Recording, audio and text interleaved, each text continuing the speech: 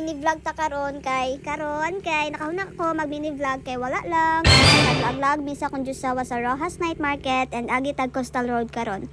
So maura day ni among itsuran maglakawas tag yagitan namo pero for the go lang gihapon kay dugay na misig sabot mag-rides niya di madayon.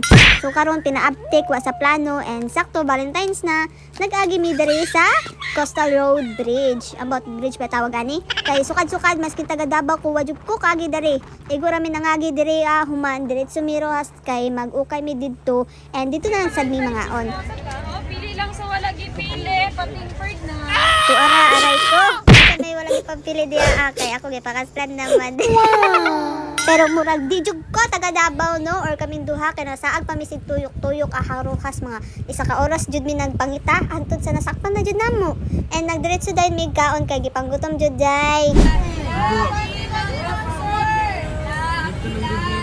Ala, gikantahan na mo. Ambot kalimot ko sa ngalan ni Nia, pero murag sikat ni siya. Nakita na ko sa TikTok. Lupig pa buwan ni Nia, dagag keke. Charis, idol.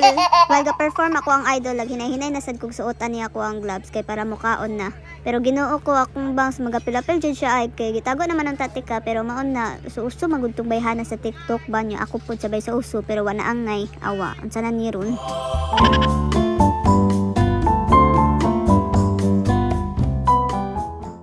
Time lapse sana all sweet karon.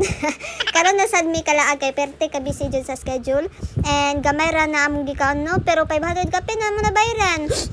Hasta na lang nga napulo ka isaw, 5 ka atay, sa kapaa, 2 ka pastel, 2 ka coke paora pero anyways iniguman na mo kaon, nagukay na dayon mi pero wala ko ka video kay nangalay na akong kamot sig pangukay so mao to guys. Come on, amik a date karong Valentine's.